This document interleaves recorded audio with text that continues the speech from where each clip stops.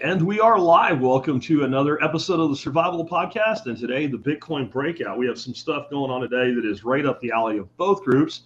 So, we're going to talk about Bitcoin and beef. And that's two of my favorite things. And I'm really excited to bring you guys our special guest today, Texas Slim of the Beef Initiative. Hey, Slim, how you doing, man? Hey man, I'm doing good. Thanks for having me. We've been trying to get this going for a couple weeks. Thanks Yeah. for pushing me in. Yeah, we made it work. As soon as I heard you wanted to be here, I made sure we were going to make it happen. We have to bounce some scheduling around. We got it done. Before we talk about food intelligence, beef initiative, Bitcoin, any of that stuff, just give us a little bit about your background. I mean, you're like a seventh generation Texan Yeah. rancher, right? Well, I don't say rancher. I just say seventh generational agricultural person in the state of Texas. It's where my ancestors came from. Way back when we came from the Appalachians, the Carolinas, but we made it to Texas pretty early. And then my grandparents, great grandparents, we established up in the Texas Panhandle late 1890s probably. And so we went through a whole sequence of events of, Texas becoming a true state and then, establishing food, basically supplying food to the nation in the cattle industry. And my grandfather was, he was based out about 90 miles away from the epicenter of the Dust Bowl. So, we've gone through a lot of, as far as coming from South Texas, East Texas, all the way to the Panhandle of Texas. And it has a lot of generations that have made that pioneering, sequence of events of generations happen. And I grew up in small town Texas, Panhandle, Texas, a place called Canyon, Texas. And I grew up there, basically working on grandfather's farm, working on other people's ranches, just all the Texas Panhandle, that's what it is. It's oil, gas, cows, and cotton. Yeah. Is Yeah. like we used to say. And so I have a lot of heritage behind me, have a lot of tradition behind me, a lot of knowledge. And but being a small town Texas boy, you want to be in the city. So I moved to Austin when I was about 19. And then I got into technology, and throughout the years I was through the innovations of getting online software startup companies during the dot-com boom and bust. And so I've had a fascinating career, and I kind of leveraged it all into growing up with the agricultural side of me. And then I became a research analyst, and I started diving deep into food intelligence about 3 years ago. So it's been a fascinating kind of ride up until right up until now. Awesome. And so, what you're doing, the overriding theme, I guess, over you call food intelligence. And Yeah. how did you get started with food intelligence? Is something that was important to you? Sure. Well, I started looking at. I'm pretty beat up, man. The growing up how I did, I've broken like over 20 bones. I've got like 14 pieces of metal in me. So I've always kind of been part of the medical system, but more of the medical system about putting me back together, right? Yeah. And putting plates in my neck or my arms or whatever it is. But a lot of my family, a lot of people that I grew up with, they came from the same dirt that I did. My cousins, my uncles and aunts. And several years ago, I had an internal injury, and I had to be laid up for about 6 weeks. And so I started looking into consumption models. And my cousins, my family, a lot of people suffer from metabolic issues as far as diabetes, obesity, heart disease. And so I said, I've always been pretty healthy. I've always been very active, and I was pretty, immune to the metabolic failures. And I wanted to look at food again. So I started looking at food at the same time I was healing up. I was about 6 weeks on the bed and everything. And I started looking at food, but I also started looking at food in a different way. I wanted to decentralize it because I had picked apart how grandfather taught us how to feed a community and how he localized everything that he did kind of on a decentralized two-party line system as far as when it came to protein and produce and everything. He kept the family fed and he kept the community fed. And whenever I started doing that, I found Bitcoin. And, looking at Bitcoin and the Bitcoin ethos, it's built on decentralization. So I'd started diving down Bitcoin and food intelligence at the same time. And it took me off in a different direction as far as understanding our consumption models, who controls the seed. And so I came up with this slogan, the source of the seed. I wanted to find the source of the seed of where we came from. And that led me into a deeper dive into the global apparatus that, I call impact, the medical, pharmaceutical, agricultural complex. Mm-hmm. And I started seeing all these similarities together. And so I started connecting dots and kind of went into started writing about it. I wrote a paper called The Harvest of Deception. And I kind of uncovered some things that I think a lot of people don't understand. And it's pretty daunting. And so I started telling a story about it. And then I knew that I had to create basically a solution. We just can't bitch about things. We need to actually provide solutions. And that's how I led into the Beef Initiative, because I leveraged off of what my grandfather taught me, how I was raised around beef and good, pure food. And, I knew that we needed to decentralize our food systems, because what they're about to try to accomplish is basically a global industrial food shift. And it's happening right now in front of us. Yeah, I've noticed that like there's this ethos among people that are not Bitcoiners that we're all a bunch of like Chad bros that code and pound weights and eat nothing but meat. Right. And I think there's a little tiny thread of truth in that we kind of move toward, like, because I'm not a code bro, I promise you that. Me neither. I eat an awful lot of meat, not much of anything else. But I think it's because you went into food, found the truth of food, and ended up in the Bitcoin world. A lot of people seem to go into the Bitcoin world and end up finding the truth of food. Sure. And I think it's when you find a truth, then you start looking for other truths and you start pulling on that thread of what's going on there. And the reason I think there's so much overlap with like the keto carnivore lifestyle and grass-fed and pastured meats and things like that with Bitcoin is because one truth leads to another.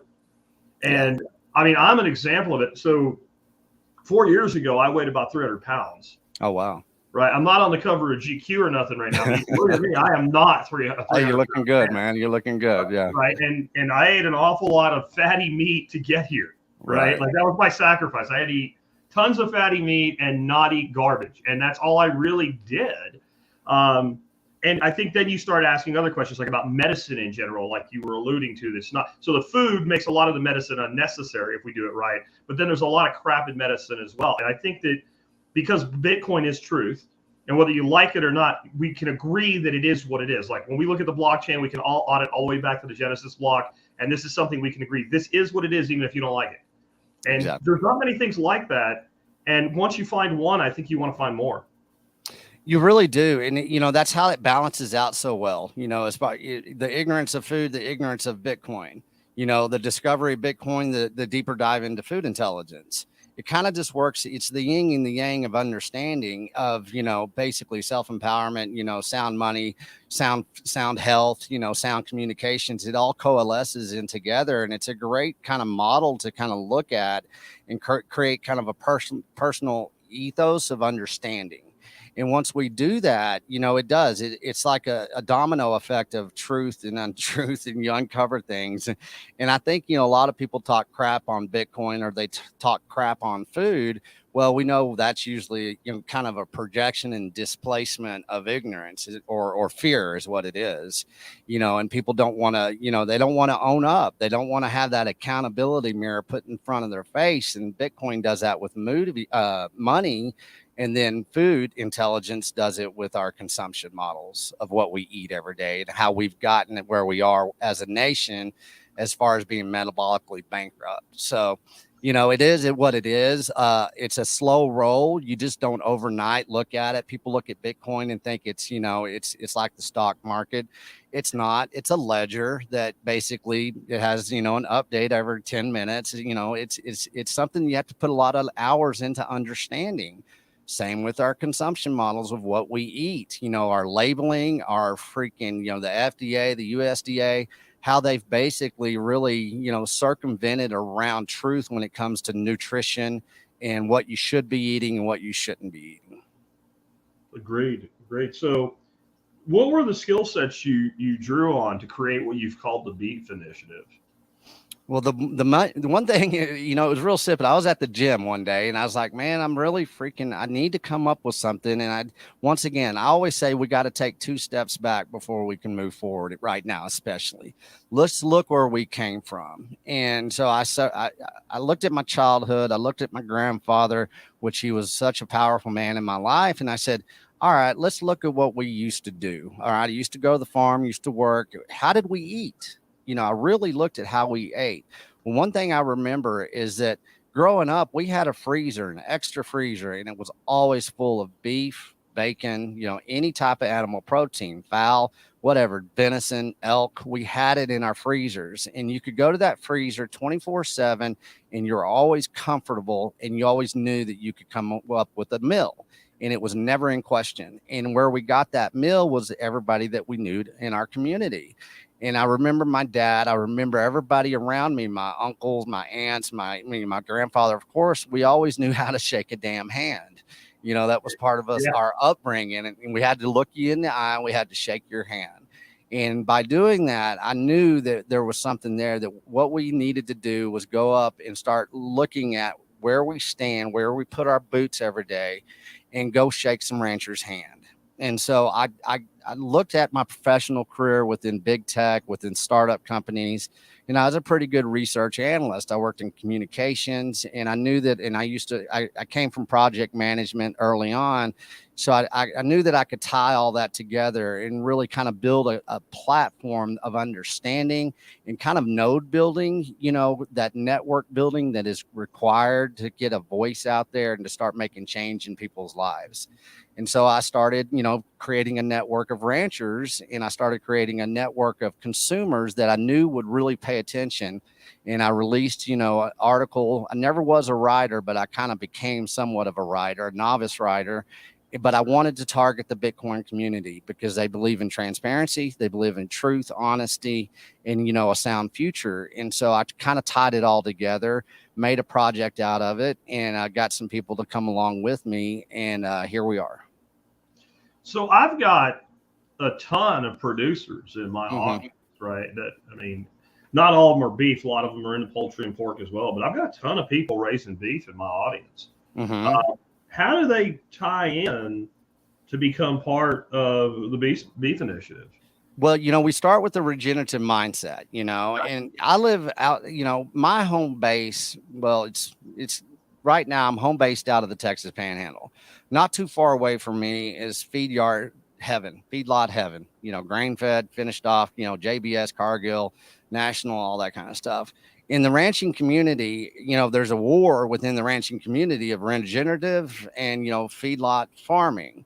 And that's something I want everybody to understand straight up. This is a respect for the American rancher. We're trying to save the American rancher right now. This is not an argument, and this is not a freaking analysis paralysis session to see who's better and who's not. So anybody that's producing meat and they want to feed communities, then I want to talk to them through the Beef Initiative. And so I encourage everybody to understand. Right now, you can go to the beefinitiative.com site and you go to the producer section and you can put yourself in there as a producer. You can create your own market access to anybody you want to target. If you're proud enough and you stand by how you're producing cattle in the United States of America and you want people to find you, let's start there, because you're going to have to answer questions. And if you're okay with answering those questions on how you produce and how you steward the land and the animals, you can be part of the Beef Initiative. And if you step up and you're willing to do that, then, we start working with ranchers that come through the platform. And then we start looking about what their business model is. How do they want to reach, the United States? Do they want to reach the United States as far as providing beef to everyone, something like a butcher box or something like that, or Whole Foods? Or do they just want to do a radius around where they are? And we don't want to change anybody's business models. We just want to give the damn rancher a voice again, because it's been squashed and it's having a detrimental effect on our nation, on our food supplies, on our nutrition levels, our kids' diets, just in general. There's a reason why we don't know ranchers, because that's basically the market access that's been stolen. The market access, there's a bottleneck there, and it's something the ranchers need to be able to express. And so I welcome anybody. This is a global movement here that we're learning that we need to get back to a peer-to-peer system of talking to our ranchers. And I want ranchers to have that voice.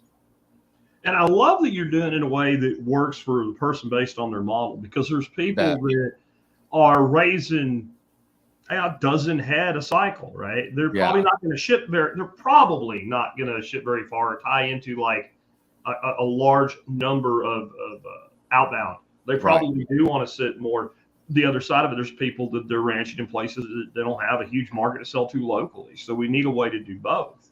Yeah, we really do, because everybody gets a little carried away with looking at the macro level, where we Yeah. live in, global problems, global issues. Let's kind of bring that back in and look where you're standing. And I think that's what a lot of producers want to do. I mean, K&C Cattle, Cobalt, out of south of Austin right there, we're selling nationally. He's supplying all the beef that we're selling through the Beef Initiative, right? Well, we also have other ranchers that are in the Beef Initiative, like Todd Wheel of Arkansas. He was about to give up and just get out of it, and he's doing about 20 head. Well, he didn't know how he was going to move forward. And I talked to him. He didn't have a website. All he had was a phone number and his address. I said, put yourself in the Beef Initiative. He put himself in the Beef Initiative. Well, he has sold out this year, and now he's bringing on more cattle. As more people are getting rid of their cattle, he's increasing his herd size. And then we have Justin Trammell of Panhandle Meats here in the Texas Panhandle. Well, he just opened up his own processing center, and he could sell nationally right now, but he wants to feed his community. So he's targeting 60 miles around Canyon, Texas. And so it's up to the rancher to say, this is what I want to do. And we bring in the technology stack that I'm very good with. And my partner, he's a software engineer. He came out of retirement during COVID to team up with me to do this. So we have the technology. We built the transactional sequences within Bitcoin.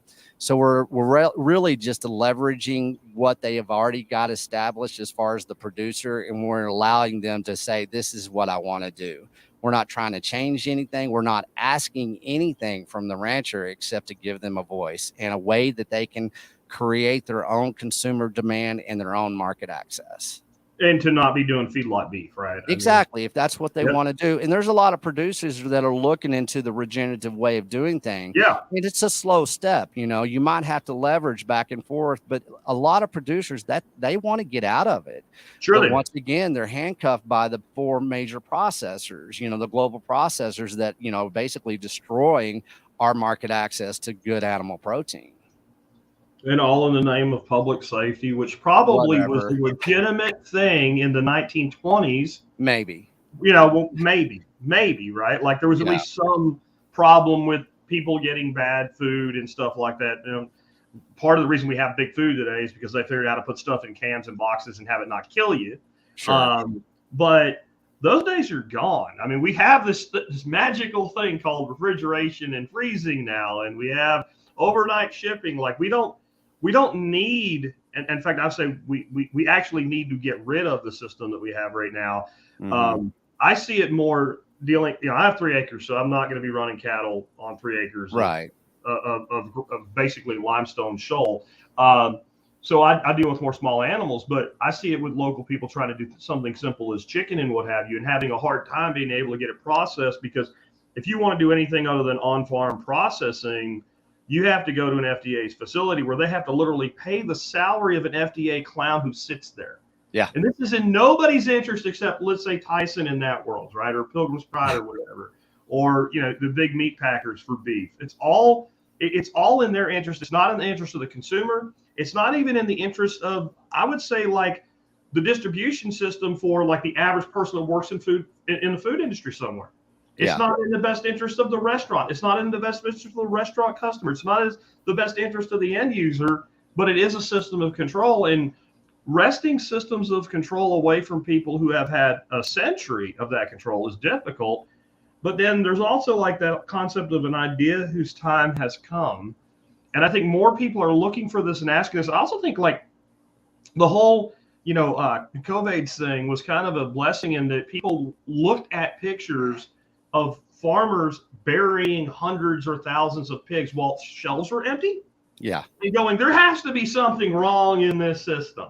So I think people are open to it now. Who's your target audience as a customer here? Well, target audience of a customer is somebody that wants to be intentional about what they're eating anymore, that doesn't rely on the apparatus that has got us here in the first place. I mean, I don't look to judge people. What I like to do is really kind of, tell the truth. And if you look since 1971, when we went off the gold standard in our food systems, that was a global food industrial shift at the same time that we went off our foods, the gold standard. So if you look at our money and our food, I mean, it's been a gradual decline basically of our health and a gradual decline of the US dollar to where it's getting debased. And so, let's look at the average consumer. I'm a horrible damn consumer. But I'm very good at exchanging quality and value. So I want, as far as, the consumer demand that we want it to be that person that is intentional, that has good intentions, and that really wants to understand what nutrition and food is. And if you look about our education within nutrition and food and how it's been hijacked, from Ansel Keys to cholesterol to the fat-free, psyop that's been going on for these decades. If people are really, really, intentional about what they want to do as far as feeding their family, that's who we want in there. This is not a vegan versus carnivore thing. This is about clean, pure food. This is about decentralizing a food system that is basically corrupt. And you're talking about the Packers from Tyson to JBS. A lot of people don't realize, let's look at COVID and how people kind of uncovered some things that happened, with, livestock being killed off. Well, JBS settled out of court with the United States government for $56 million. They didn't have to go to court. They just said, here you go. We screwed up. And you know what it was? It was price manipulation. And at that time, we were flooding our markets from Canada, from South America, from Africa, beef coming across the globe into our basically processing apparatus in the United States. Well, because the price manipulation that happened during COVID, JBS, they paid $56 million, but they made $500 million in profit. And that's where can I sign up for that action? That's okay with me. Well, that's I guess 10% to the mob, right? That's all that right. is. 10%. The mob is more honest than the government, by the way. They just say, hey, 10% yeah, protection money, do right? That. Yeah, 15%, man, sure, why not? And so, the corruption and the deception within our food systems, man, it's daunting. You look at whenever Tyson bought IBP and, how they changed the beef industry as well. JBS kind of piggybacked off their, success. And a lot of people don't realize that 80 to 85% of our animal protein in the United States is only processed by 4 major global industries or corporations.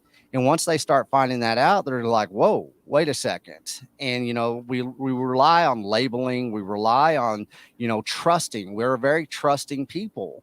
And that trust has been, abused. And it's time to realize that it's not a judgment against you or me or the average consumer. Let's hey, let's wake up. Let's pay attention to what's going on here, because it's really having a detriment on our society.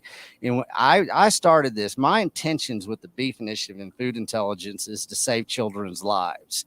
During COVID, the Washington, Post, whatever you want to call that rag, they basically came out, and you can look for it. It's out there. And it was something like 46%. These are the facts. 46% of our children in the United States between the ages of 5 and 11 are now obese or overweight, or and 1 out of 2 is going towards diabetes. These are children, people. These are not adults. They have no choice. They are defenseless on the consumption. And their taste buds have been hijacked since they were babies, and it's going on and it's moving forward.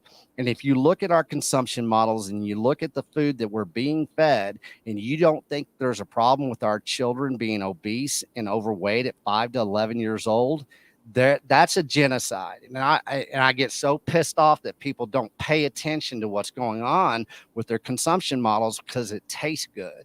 Those days are over with. Bullshit. It's time to wake up and start doing something to start saving a generation of kids that they're defenseless, and nobody's paying attention to it. I'll tell you, it makes me sick when I'm out, and I don't like to look down my nose at anybody, but when I don't either, man. I'm out and about and I see like a family and like the parents are obese and the kids are not maybe completely fat, but they're chunky, and you're like, unless something happens in the heart of that family, These kids have no chance. They're going to be type 2 They're diabetics done. before they drive a car, right? And like, it makes me think back, like what you were talking about, like the way that our grandparents lived and all. My grandfather, and I'm not going to recommend anybody live this way, but he was a coal miner. The man had pieces of coal in his arm that he didn't think were worth getting taken out. Right.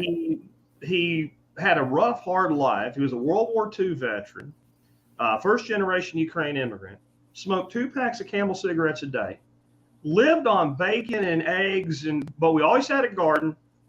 And my grandmother was a Ukrainian, so they put butter and cheese in everything.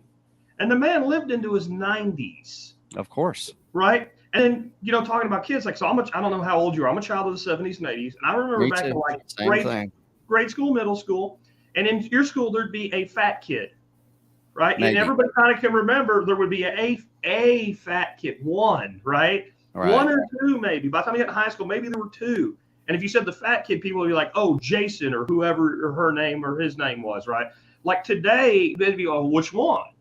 And I know we have some younger listeners in my audience. I got some people that are, you know, they're not even millennials, they're Gen Zs, right? And right. Like when you say 1978, they're like, wow, his old grandfather and all. Like that is not that far ago in human history. It's not even a microsecond in human history. We've done all this to ourselves, and we've let them do it to us in about 40 to 45 years. This has happened because I remember kids, we used to drink soda and eat cookies and shit like that. We just didn't do it all the time. Like Sunday afternoons, I would go with my uncle to the gun club, and there was a bar where guys sat around and talked about guns. There wasn't a lot of shooting really going on. It was one of those kind of local clubs. But, you know, it would be after church, and we'd go to the gun club, and all the men would be sitting around having a beer or something like that, and they'd give me a little regional soda called the Green Spot. And I think that bottle's about somewhere between 7 and 9 ounces. I got one of those a week. Yeah. Right? One of those a week, not a 64-ounce giant Slurpee every day or anything. And my childhood didn't suck. I never felt like I was deprived. Like you were saying, we lived on deer. We lived on fish out of the creeks. You know, I mean, this is not a strange way to live. I think the way we're living today, this is a strange way to live, where everything comes out of a box or a package. Yeah, it's a good point, because I'm a child of the 70s too, and so much happened in the 70s. I mean, it was a shit decade in a lot of reasons. You know, the family got torn apart. It was the decade of divorce. You know, there was a global food industrial shift that happened in the 70s. But if anybody out there that's kind of new to this, you know, as far as food intelligence, do a Google search and do an image search on people on the beach in 1969. And now do it same Google search in 2022, and you're going to see a different picture. In that small amount of time that you talk in human history is a little over 50 years is what it is. Well, that same amount of time is whenever our food has changed. And it's been a slow burn of how it's happened. And there's been consolidations of global food corporations, but there's always been a consolidation on how we create food, how we process food, the fake commodities that we have built into our consumptions, into our food supply. Most people don't understand how complex it is and how daunting it is what they've introduced. You know, you look at rapeseed, which is canola, right? Yeah. Okay, it was outlawed by the FDA back in 1956, when the FDA probably had true good intentions before they were captured by these global corporations. Well, they outlawed rapeseed, canola oil. Well, now canola oil is injected into everything that we eat, and it's poisonous. I mean, it's motor oil. It's industrial waste. It is. It truly is. And the level of industrial processing that has to go into rapeseed is phenomenal. It's like, oh my God. And we willingly, McDonald's used to use tallow to cook their fries, to fry their French fries. Well, of course, now they use canola, or whatever seed oil that they can say, it's, we use cottonseed. It doesn't matter, man. It's a freaking seed oil, and it's nasty.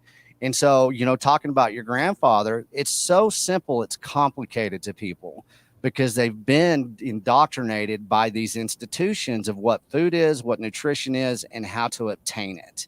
And you have food science companies now that have sprung up, in the last, like there's one called Royal DSM. They're a food science company, and they basically design tastes They design artificial taste. They basically have hijacked our taste buds in a way that it changes hormonal levels. It changes the way your brain thinks. And people keep on this hamster wheel of consumption of this food industrial crap, sludge. People call it so many things. They're hungry every 4 hours. I eat once or twice a day. I eat bacon, eggs, and beef. Boom. And that's it. I don't think about food. I'm never hungry. I have a lot of energy. Here I am in my 50s. I don't have a problem, man. My food supply, I don't have food insecurity. My health is off the charts. I've got doctors that are in the beef initiative telling me everything that's going on within the metabolical health, from our brains to our inflamed brains to arthritis to inflammation of the systems to heart disease, to everything that is going on. Well, guess what? It's based on this industrial waste in which we consume, and people need to wake up. Well, and I think there's something that's being done by Big Food. It could be 100% intentional. It could be inadvertent. It could be just because it works. But this is, if you look at the Paleolithic record, you just think about, take away modern agriculture. And I'm even considering like the Egyptians. I mean, there are no fields. There are no people out there scything. There's none of that. There's just the world as we knew it. For the majority of the time, human beings walked upright. There is no place in time where you are going to have a large amount of carbohydrate and fat, let alone protein, together at the same time. Never. We have these brief periods of high carbohydrate availability, like berries. And like when I was a kid, we used to go pick blackberries up in the mountain. You had 2 weeks to do it. All right. That's it. There's no more. We had like a real brief wild strawberry season. Those are little. You ain't gonna get much of them. But that was like about 9-10 days, and they were gone. Blueberries lasted about 3 to 4 weeks, and so no refrigeration, no freezing, no nothing. Those are very rare moments, and either they would be prized or they would be immediately consumed. Right. So we are hardwired. We need to put fat on. If we take away modern society, you go back to what we used to be. You need fat on your body when you go into the fall, because that's your D3 battery, and that's going to burn off through the winter where there's less food available. So in our brain, when we get fat and we get carb in the same place at the same time, it triggers almost an involuntary drug-like response to consume. It does. Now you can have it anytime you want. Now it comes in a box, just add water and stir. And so we're constantly shocking ourselves with that. And the more we consume it, the more addictive it becomes. And that's what they're playing on. And so the people out there that have a hard time accepting that you actually get healthy by eating fatty meat, I always ask them, if I put you in the woods without a store to go to, and you're not in the tropics where wild figs grow, where are you going to get lots of carbohydrates? And there's never we get berries. Okay. Like I said, I'll give you 2 months a year. What are you going to eat for the other 10 months? You're going to eat fish. You eat anything you can club, stab, beat, drive off a cliff, whatever. And the first thing you're going to eat is the fat and organs, because without freezers and all the wonderful things we have today, that's the first thing to go rancid and spoil. Yeah. So protein becomes your survival ration. Your things you can dry like nuts or whatever. That's like your last ditch. And your fat is the primary fat, tallow, marrow. All of that is going to be what you most prize. And I don't know if you've ever watched like some of the indigenous societies. They literally, if they have a kill, like different age groups get different parts of the kill. And like, so the elders will get like first crack at the organ meats because they know how much value and they need it. And young children will. And then in the middle, it's more of like the protein fat thing. Like it's like, we know this is in our ancestral memory. It really is. And that's why I always tell people, take 2 steps back, look over your shoulder and see how we got here.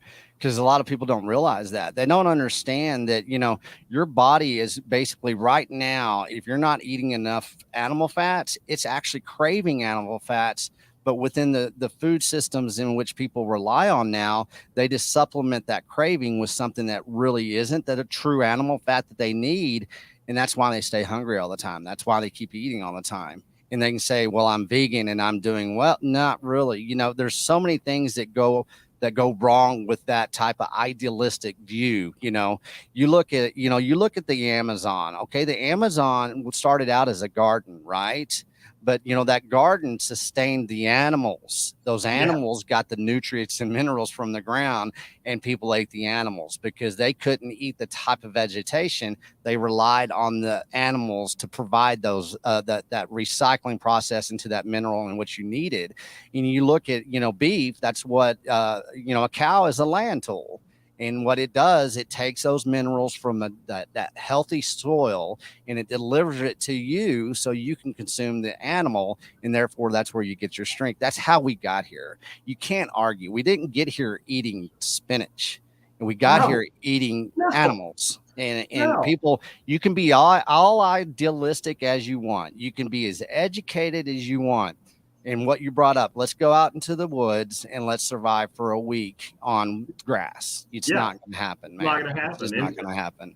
Bill Mollison, who founded permaculture, said the further you get away from the equator, the more of a carnivore you have to be. Right. And if anybody, he's passed away now, but just go argue with his writing if you want to. That's a losing proposition, arguing with that guy. I mean, it just doesn't work. Like, because all you got to do is look at what's available. What do you get up into the northern tundra? What are you going to live on, lichen? Right? Exactly. I mean, no, seriously, it's a cat. The caribou eat the lichen, and they turn it into the most high quality, nutritionally dense food on the planet. Yeah. But you can't eat the lichen, right? I mean, so much of the food that we think of as healthy and natural did not exist a few thousand years ago. Apples, there are wild apples. There's wild apples. Where they're all, every apple in the world takes its roots back to Kazakhstan. Mm-hmm. So if you weren't in Kazakhstan, you weren't going to eat an apple. Like it's like, and you can argue with that, but like we have biological science through history that this is where every apple come from. Yeah. And so it's not natural to be in Ohio and eating an apple. I'm not saying you shouldn't. I'm not being a purist. I'm just saying it's not a natural food if you live in the Ohio Valley. No. Well, I mean, there's only like maybe one apple species that was native to the United States. Everything else was species, Manzanito is one, and there is one other, but they're not things you pick up and eat. But it's a good point. It's like, where do I stand? Where do I stand on this dirt? How did we get here? In Texas, it was, we got here with bison, and then we got here with cattle. Boom, that's it. So it's like I said, it's so simple, it's complicated to most people. And you have this lack of understanding, when it gets in how it is basically really, even medical doctors, heart surgeons, how they were lied to about cholesterol and how that is such a lie. And it was all started with Ansel Keys, back in the 1950s with, Dwight Eisenhower had a heart attack, right? And so they said, "Oh my God, our president, our warrior, had a heart attack. Nobody was having." He ate a hamburger yesterday. Beef must have done it. That was basically the science, right? Yeah, but they didn't say that he smoked 4 packs of cigarettes a day either, and he just gone through and won a world war, and then he was the president of the United States. He's a little stressed, I'm sure, just a little bit. I was going to say, could you imagine the stress hormones released on D-Day? Yeah, because my family has a connection to him.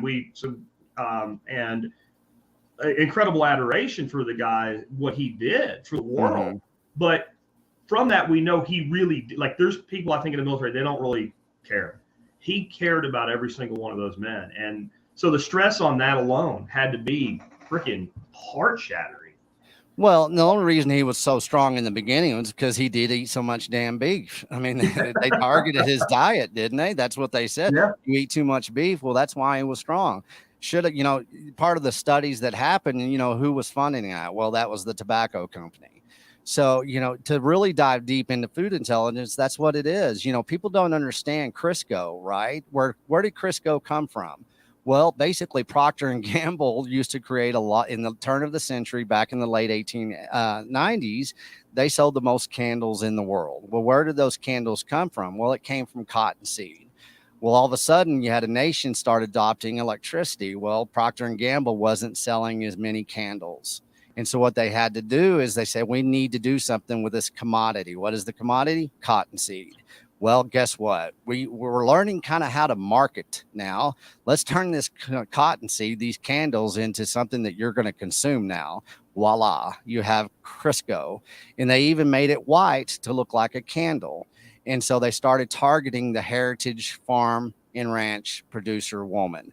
And they started making the woman feel like, hey, I want to be international now, man. This is eloquent. Look, this beautiful can, and we're going to start, using something different because I'm stuck on this farm. And it was a marketing ploy that has not stopped since the early 1900s.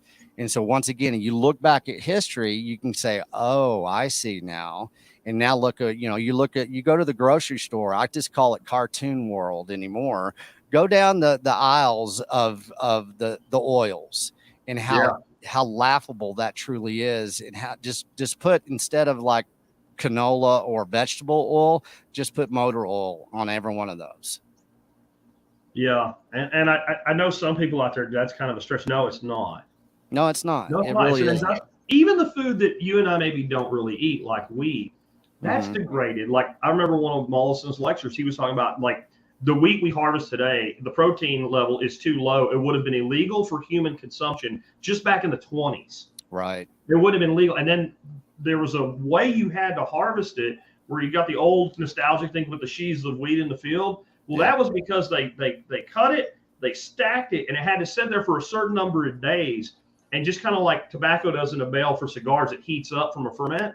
It had to ferment for a period of time, and then it had to be tested, and then it could be sold to humans. And if it failed the test, it had to be used as animal feed. There you have it. I never learned that in school. You know what I learned in school?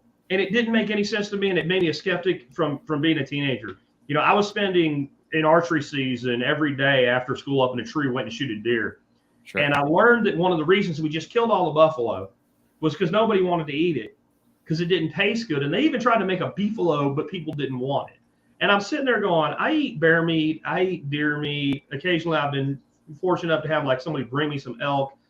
At that point I hadn't eaten any buffalo, but I was like, this does not pass the sniff test to me. Right. And I went out to a really nice restaurant, took a visitor out to, and I just paid $50 for a 16-ounce, well-made buffalo prime rib. And the person sitting next to me that tried it was like, man, I maybe I should order that instead of this steak, right? Like, we've been lied to forever. Yes. Forever about food as far as this generation and the ones after us go. We really have. And that's kind of sad, but I guess it's an opportunity for our generation to say, hey, we're admitting, our childhood, because we started off pretty good, but gradually went to shit. Right. And so it's okay. I mean, it's not like you said before, it's not a judgment here, but a lot of people have such cognitive dissonance, with their worldview and their view towards food, because they're very intentional about wanting to be healthy. But, that's why we have this cycle every 12 months. What happens at January 1st? Everybody's going on a diet. Everybody's going to lose that weight. We're going to go on a new diet. There's a new, paleo. It's, keto. It's all just so, it's so complicated, and it just never stops. It's just, it follows the fiat world. Here we go. We got new diet programs. We're going to make $1 million off this, and people just need to accept it. Acceptance is the key to life. Is like, if you can accept it, it's kind of screwed up. Well, then you can start over and be okay. And, that's what I tell everybody, the Beef Initiative is a kind of an international lifestyle you just don't understand yet, because it starts with getting back to the source of the seed of what nutrition is. What is your empowerment? And that's what, Bitcoin is basically saying, okay, what is money? We've forgotten what money is. We weren't taught nutrition growing up. We weren't taught money growing up. And those are the two things that basically are so important in today's times. I think, and always have been, if we're going to have any kind of a society, like if we're all running around in loincloths in the woods, the nutrition will take care of itself. We don't need money. Exactly. But if we're going to have anything approaching community where people are going to exchange value, we have to have money and we have to have good nutrition. And the cost is unbelievable, but they don't care because they profit from it. If you just look at the cost in total fiat dollars of type 2 diabetes annually, we could literally feed everybody steak. Of course we could. I mean, just right there. Like, I mean, it's only getting worse. Ken Berry kind of turned me onto this, and I didn't really notice until he said it because I didn't have need for one. He's like, there are dialysis centers popping up in big cities, and I live just north of Fort Worth, so I'm in a big city area. They're popping up faster than new McDonald's is.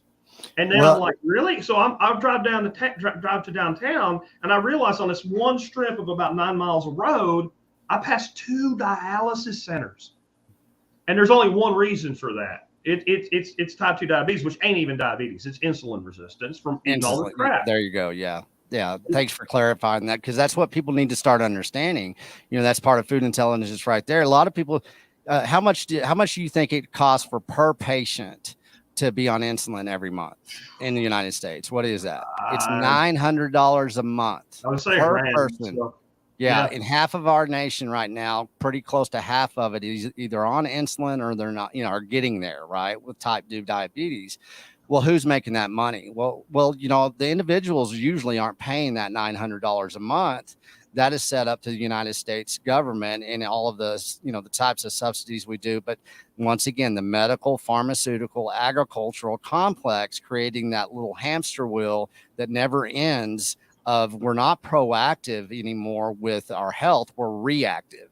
And so we get this insulin model that basically is high generation of revenue for these pharmaceutical companies, and the food companies are like going, hey man, we've got a new substance out here. Just letting you know, you're going to have to increase your insulin coming up. But like you said before, I don't think it was really in the beginning, nothing nefarious, but I don't think that they can stop now. It's too far gone. And it's based on basically ignorance of food and, how food is a drug now. Sugar is the most powerful drug in the world. It is. And if you think that, a lot of people say, oh man, you're just full of shit. Well, no. Okay. Try not to eat. If you're on a high consumption of highly processed food and sugar, go try to not eat for 2 days and just drink water. Well, I can do that. For 20 hours. Yeah. Go try to do it for 20. They'll be sweating.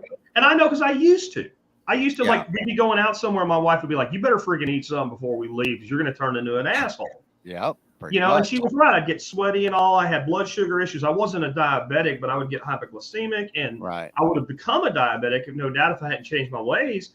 But now, like I used to call it intermittent fasting, because I pretty much eat where I'll go between 20 and 18 hours in between my 2 meals a day. Now it's just how I eat. I don't even think about it anymore. If the window gets shorter, it's because a bunch of crap was going on in the evening and we ate later than normal. Right. Right. And there's no sweating or nothing. And there's days where I'm going to probably have a long interview today. I better eat a little bit before I go on, because I'm not going to be done till 2:00. And there's days like, screw it, I don't care. Yeah. And I could have never done that 5 years ago. I couldn't have done that. No. I could have done it, but I would have been a total, complete asshole to anybody near me, Well, you're not even functioning properly, just with your brain is inflamed anyways. If you're getting to that point, my father was a counselor, drug and alcohol counselor for 25 years. And you look at how people react if they get off, if like you said, you get the sweats and everything. That's like detoxing off of alcohol, right? That's like an alcohol detox. Alcohol is a sugar. And so whenever you're quitting drinking, you go through the sweats, you go through the deets, you go through all those, symptoms. It's the same with food now. We used to consume under 3 pounds of sugar on average for that average American. Now it's up to 139 pounds of sugar a year. Well, once again, there you have it. You have to detox off of sugar and highly processed foods, and people can't do it.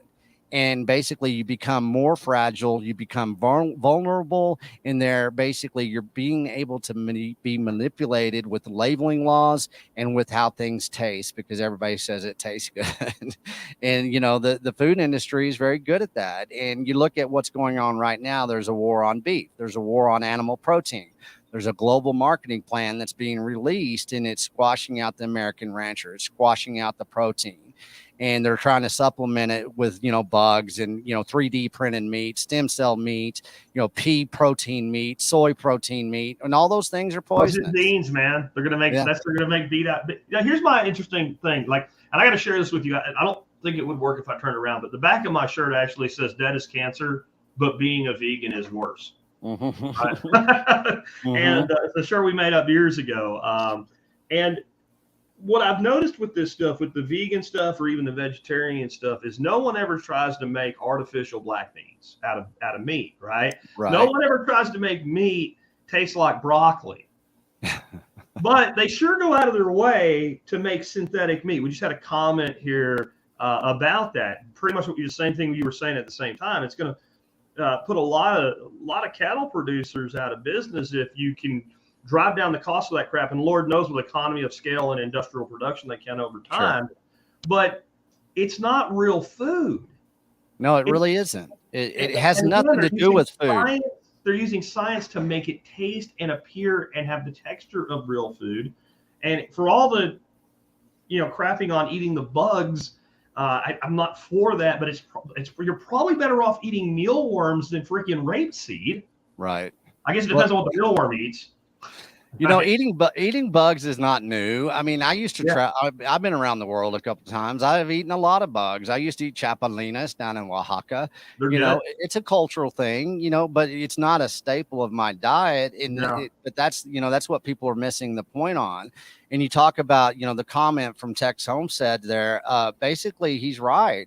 They're changing the way we process food. Whenever I say global industrial food shift, what I mean is from the ground up, the industry is switching into a new way of processing food.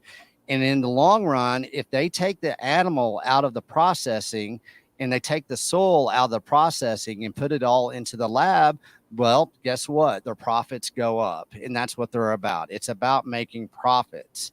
And so they're very good at marketing. They're very good at basically utilizing, crap, rapeseed is a weed, and getting people to basically consume it. And the reason they're able to do that is because you brought up a word there, and people need to understand these two words don't go together. Food and science don't go together. I'm sorry.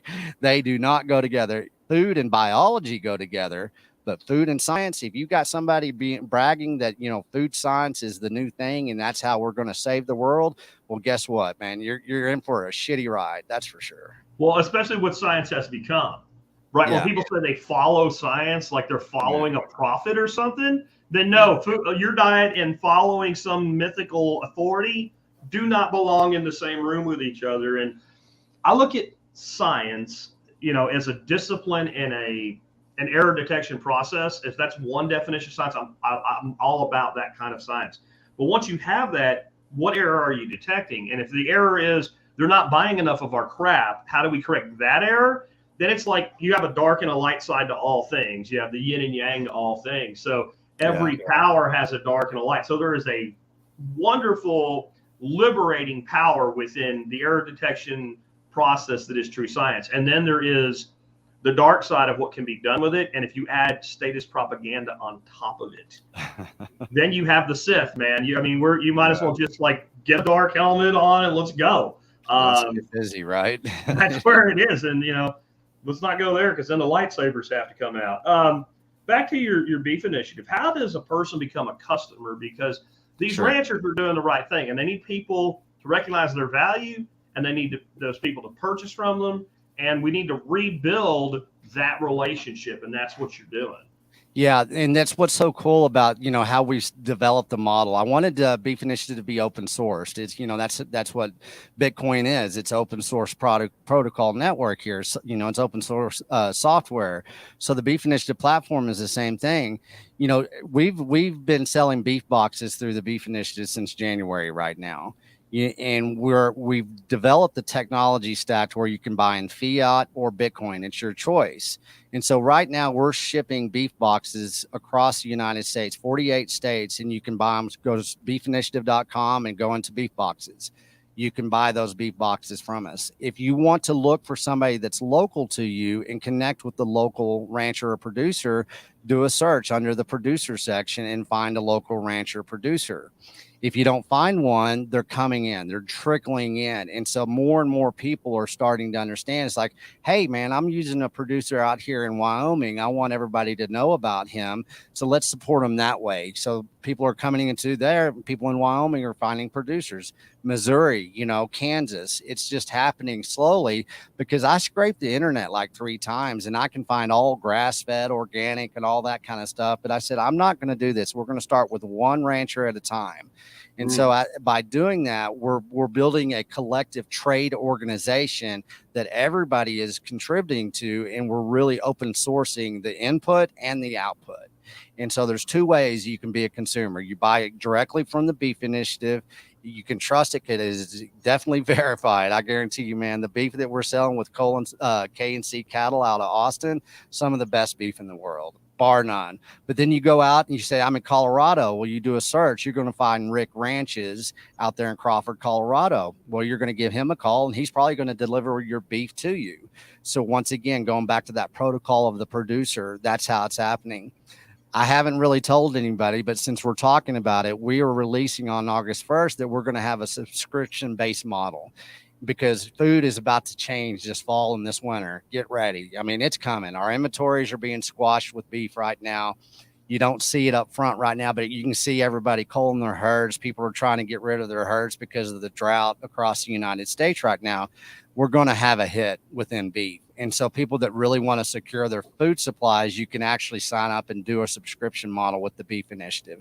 We're bringing more producers in through a processing center, and it's down there in Luling, Texas. And that processing center is opening up probably within 45 days. So our volume is about to increase tenfold. If people really want to secure your food supply, you want to have that security, you can go ahead and do it now and just buy for the Beef Initiative, create that relationship with us. You're going to create a relationship with, I tell everybody, go shake a rancher's hand. This is how you can kind of do it digitally and, form that relationship, because we're going to really bring a voice to the rancher that they don't have. We just finished up our Colorado Beef Initiative conference, and we had about 80 to 100 people there, and they came from all over the United States. Guess what? They gave Jason Rick of Rick Ranchers a voice. And now he's able to have a platform through the Beef Initiative where you feel like I'm getting the right information. I'm getting educated in real time. I don't have to pay attention to all this deception out here about killing cattle and what happened in Kansas, what really happened with that cattle, with those 10,000 cattle. What's really going on in the Beef Initiative and within the beef industry itself. We have so many ranchers that are reporting into the Beef Initiative. You want to really know what's going on. We're lock, step, and barrel of the reality of what's going on in our food supplies. How do you feel about what's going on right now with the drought that we're having this year? I mean, that's something that ranchers have had to deal with for as long as there's been ranches. We've had to deal with drought. This is the worst I've ever seen. I've lived here in this part of Texas since 1993 when I got out of the Army. Yeah. And I've never seen anything like this. There's a creek. I used to take my grandson fishing 8 miles up the road. It's not running. And there is no sign of rain coming anytime soon. The whole downtown Azle is going to stink with dead fish in another week or two. Sure enough. And I've got trees that are 25, 30-year-old regrowth that are dying. Yeah. They've never received a drop of irrigation in their life. So when I say it's bad, it's bad. And so I think there is a lot of conspiring to push beef and meat in general down. Yeah. But I think there's also like a real natural problem at the same time. Like I can irrigate a garden. I can't irrigate a 500-acre ranch. No. Well, what's going to happen here, and this is, the ranching industry, the beef industry is a complex living and breathing thing. You just can't generalize it. But to try to kind of pinpoint what's really going on with the drought and the causes and the effects of everything that's about to happen is you're right. I mean, each rancher has a different water source. Each rancher is going to have to handle the drought differently. Yeah. Some ranchers are going to fold. They're folding right now. It's just going to happen because they don't have enough commodity of hay. They don't have enough commodity of grass. They don't have enough commodity of water, right? They don't have those tools that they knew. Those inputs, they weren't planning for it maybe, but then you have the fertilizer shortage. A lot of people didn't plant their hay this year. They didn't have that. In the past, they maybe just buy the hay. Well, hay is $150 a round bale now. That's astronomical. There's some people across the United States that are living through this drought and they're going to be okay because of their water sources and how they do natural fertilization. And so each region of the country is going to be different. You're in Texas, I'm in Texas. This is a beast. It's a bad drought. It's going to keep on going. And that's where you're going to start seeing a lot of people getting rid of their cattle, and they're going to get rid of their hogs. They're going to get rid of a lot of things because they have to. But then again, what happens with that? Well, they can't get them processed because they're basically at the bottleneck and the control of these major processor centers. Well, the food industry, the global food industry, is going to take advantage of that, and they're going to introduce these new fake commodities, these fake meat commodities into our food supply. They already had it planned, so they're very much celebrating that we're going through a major drought, and it's just not in Texas, it's across the Midwest. So that's why I keep on telling everybody this is a food industrial shift across the globe. Now they get to, you know, rely on a drought that's really stifling the American rancher in ways that we haven't seen. It's probably, I don't know, 2011, 2012 was a shitty time for the beef initiative. Well, I think we're going to double that here. But there's going to be a lot of people that actually do benefit from it because they're set up, because they have that vertical integration from the soil to the grass, to the cow, to the producer, to the processor, to the supply chain, to you, the consumer. Those people are going to do very well because they're prepared. Like Cole with K&C cattle, he's prepared. He's not going to, he's going to bring in more cattle because now he's opening up his own processing center. He can process whenever he wants. Same thing with Jason Rick. Same thing with Jason Trammell, Panhandle Meats. Some producers are going to do very well. Some producers are going to fail. And that's just what's going to happen. And there's a lot going on to augment this. I've got a comment up here, and it's really not about the comment. It's the individual Liberty Meat Solutions. This is a guy maybe you should reach out to have on your show. He is a custom meat processor, and he was basically just go out to your farm and do it for you. And the way he was advertising, he eventually ran into the wall of the man that is the bureaucracy of the state, because I think vegans actually routed him out. But he's setting up right now where he'll be able to go out, and it would be for the smaller person that does, you know, 2 head or something. Maybe they have a cow that they inseminate once a year, and because you know, one of the reasons I recommend things for individuals like poultry, pork, hair sheep is because a hair sheep, I can process that as fast as I can a deer. I can throw an Amaryl in my shop, lift it up, and I can drink a beer and be done in an hour, right? Cow is some work. So he's doing stuff like that, and so I think it's going to be.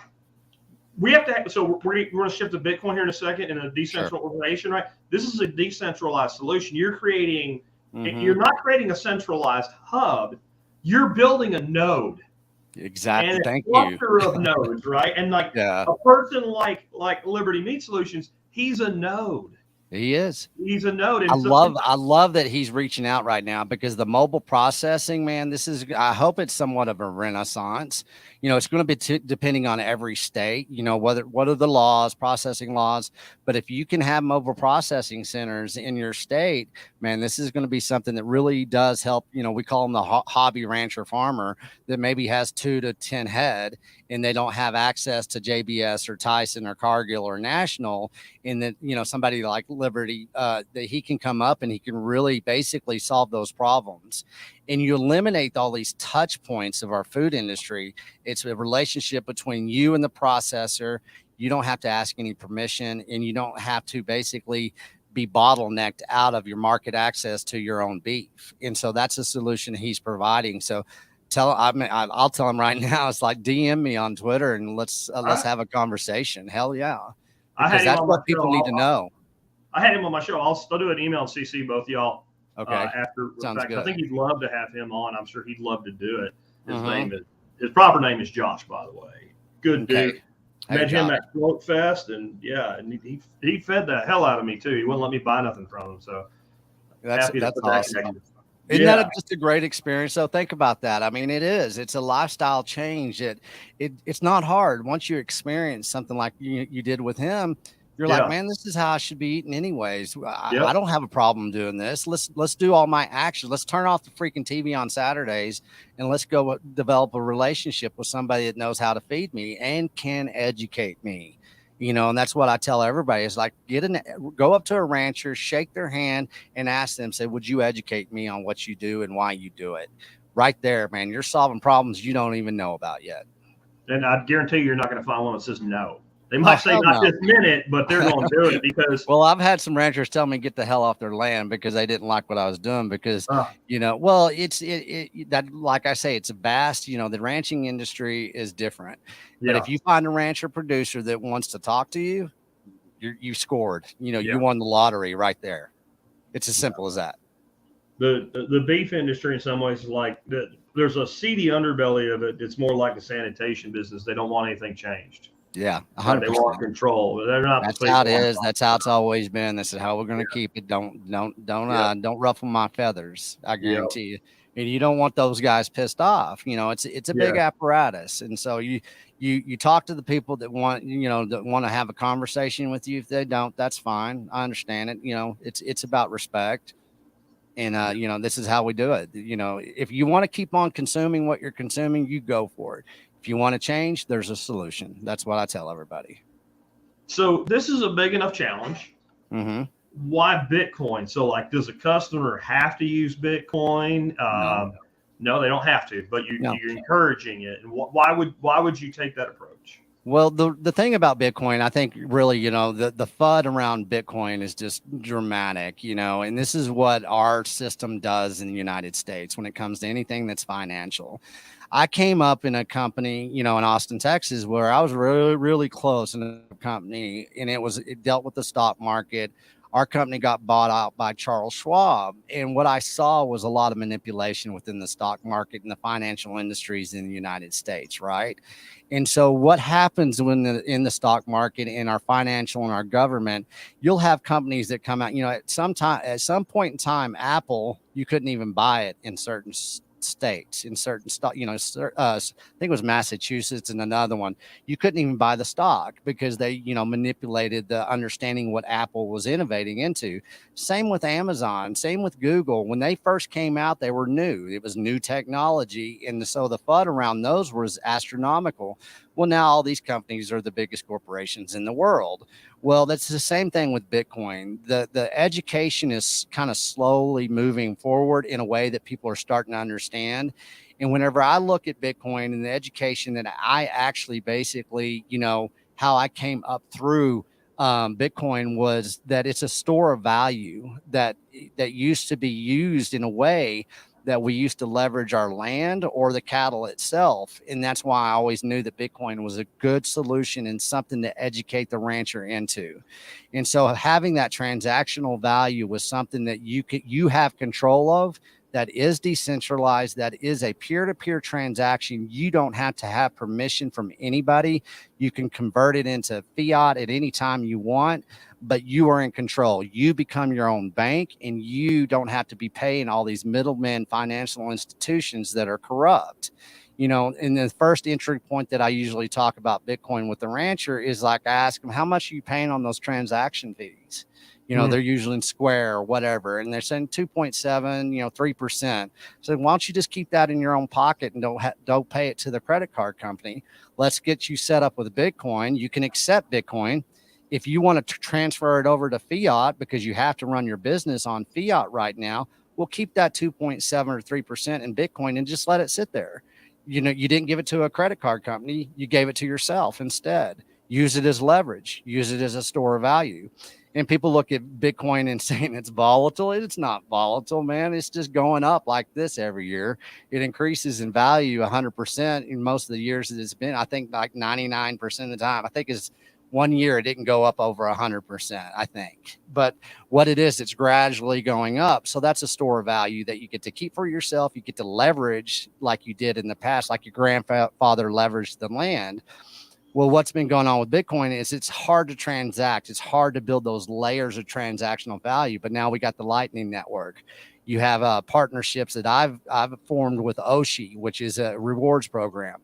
You have IBEX now that we're working really close that are really going to help out the farmers markets. It's going to help out the independent producers and ranchers.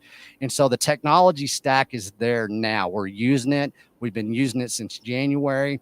It's amazing once you get these ranchers to understand basically that, you don't have to ask for permission to be your own bank. You can take back some control of your monetary transaction. They light up real fast because most producers, most ranchers are decentralized thought process. That's what they've got going on because they have to, because of the corruption and the manipulation that they have to go through every day, from things like, well, drought is not corruption, but in manipulation, but from droughts, commodity prices, subsidies, everything, every year, you have to battle something that's volatile. I go up and ask a lot of ranchers, where's the store of the value of the cow right now? And they really can't tell me. It used to be Yeah. in the cow, or it used to be in the land, right? That was the value was in the cow itself. Well, right now, a lot of times across the United States, the value of that cow is in the USDA insurance policy.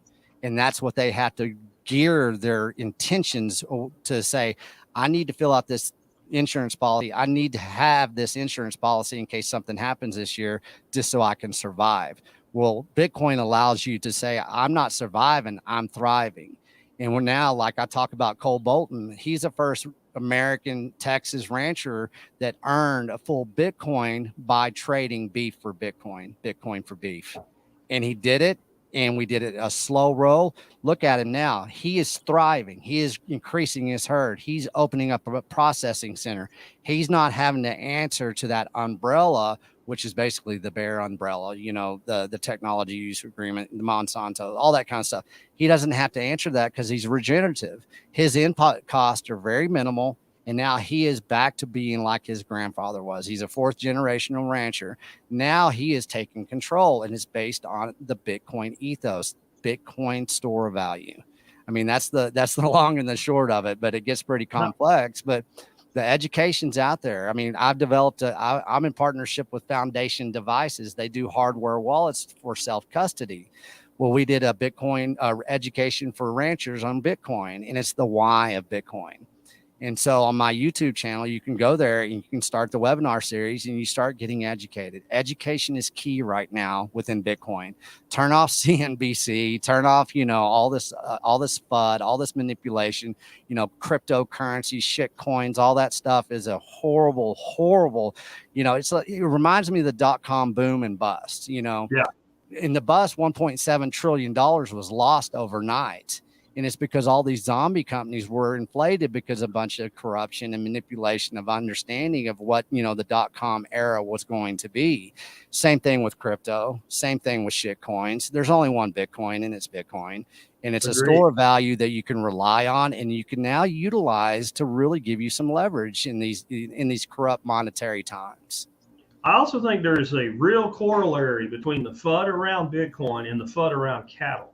Mm-hmm. You want to fix the environment. You actually say you care about carbon, then there's no way I can put carbon in the soil faster than a savanna mimic silvopasture rotational grazing system. Thank you. You do that and you build, the only thing that will build soil faster than that is a shallow marine mangrove system. There's no terrestrial system in the world that builds soil faster than a properly managed savanna system. Period. So true. So true. Right. It is. Let's go back to that. Really, what is the best tool for that? Well, the land cow. Tools, the cow. Exactly. Cow. The cow. I don't know if you're familiar with Dale Strickland, but he said, like, if I had this magic machine, it would take the grass and chop it up and make it wet and hold it at about 100+ degrees for about 48 hours, and then it would deposit it on the ground, and the top would dry and the bottom would remain in soil contact, and the microbes would put it into the soil. Now, if we only had something like that, and if it was solar powered, it would be perfect, right? It's a cow. It's a cow, right? So on the screen right now, for those that are listening to the audio after the fact, I have a chart that I just happened to share this morning on Twitter, and it shows the carbon emissions of various things. And it shows that Bitcoin, at the little tiny yellow bar at the smallest bottom there is Bitcoin. What uses more carbon and more emissions than Bitcoin is your clothes dryer. Yep. Your clothes dryer. And if they had included Christmas lights, we burn so many damn Christmas lights every year. The annual use of Christmas lights in America is higher than the energy consumption of Bitcoin. And if you look at things like the aviation industry, marine transport sector, air conditioners, they dwarf all the rest of it. Not to mention just general data centers, the global banking system, gold. So unless you're going to give up the internet and your Visa card, shut up about Bitcoin energy usage, because it is a mouse fart. And by the way, it's using lost energy most of the time. So that's not even accounting for the fact that we're using lost energy and we're stabilizing grids and we're empowering the development of green energy. So to two things to me, they're very, very similar, Slim. Like it's almost like everything that really helps is the enemy. Yeah. Because the state and the oligarchy need problems, or they do not have a justification for their existence and their power. 100%. And that's what I think it takes a long time for people to accept it. Like, once again, acceptance is a key, but you have to understand the communications apparatus in which a lot of people may get their information from in the first place. Right. And in the basically the FUD and the lies around, Bitcoin and the cow itself, they're basically the same thing. They're intense. And anymore, once you start understanding, you can see the deception. And that's why I called my first piece, The Harvest of Deception, is to uncover all this manipulation of people's understanding of what food is and what money is. And once you understand what they truly are doing, the chemical apparatus that we function on really took off after we debased our dollar in 1971. And we started introducing all these new chemicals into our food supply, the herbicides, the pesticides, everything that we basically really engineered during World War II, from, gunpowder to fertilizers to herbicides to pesticides, Agent Orange into, Roundup. It's not the same thing, but it's a technology. It's a weed killer. It's, everything it is, glyphosate, all that kind of stuff. Once you understand that, you go, oh, I see what they're doing and why they're doing it. And, you look at our soil now, we only have 40 basically harvests left in the United States because of all the damage we've done in this 50-year sequence. That's 20 years. There's 2 harvests a year, people. And so they know this. They know they've killed the soil, and that's why they want to take the animal and the soil out of your consumption model, put it into the lab, and create all this new food and tell you that you're saving the planet. Now, what they're doing is they're covering up the deception in which they created, and they've made basically, a society and a world metabolically bankrupt and actually now fiat poor, because it never stops. And here we go. That's why you're having a prohibition against food, against animal protein, and prohibition against sound money. That's it right there. The single largest export measured by ton that the United States has is incredibly valuable, and we get no money for it, and it is topsoil. Yeah. When we look at the amount of soil that leaves our country through rivers and streams, and it causes dead zones in the Gulf of Mexico, at the Mississippi River, etc., and the amount that blows away, we export more topsoil than anything else that the United States sends off of its shores. Yep. And these people have done this by design, and they're doing what people in power always do.